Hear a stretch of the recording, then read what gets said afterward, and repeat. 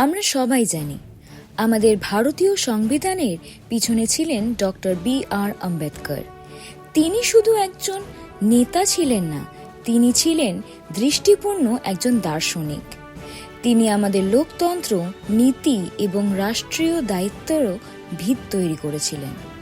তিনি শুধু আইন কানুন লেখেননি, তিনি আমাদের অধিকার, কর্তব্য এবং সামাজিক জ্ঞানের রাস্তা দেখিয়েছিলেন। কিন্তু এখানেই গল্প শেষ নয়। আমাদের সংবিধান টাইপ করা ছিল না, এটা ছিল পুরোটাই হাতে লেখা।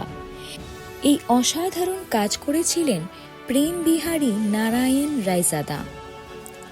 তার শিল্পময়ী হাতে প্রত্যেকটি পাতা সাজানো হয়েছিল ভারতীয় অলংকার, চিত্র এবং পরম্পরা দিয়ে।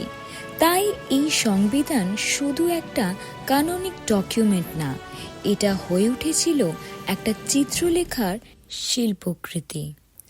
গণতন্ত্র দিবস শুধুমাত্র স্বাধীনতা পালন করার জন্যে উদযাপন করা হয় না।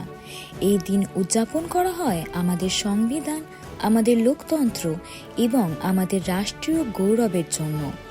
Doctor B.R.. আম্বেদকর এবং প্রেম বিহারী নারায়ণ রায়জাদার শিল্প দুটো মিলিয়ে গড়ে উঠেছিল আমাদের রাষ্ট্রীয় আয়না। আর আরও এরকম অজানা তথ্য জানার জন্য সাবস্ক্রাইব করুন ফ্রেমবন্দি।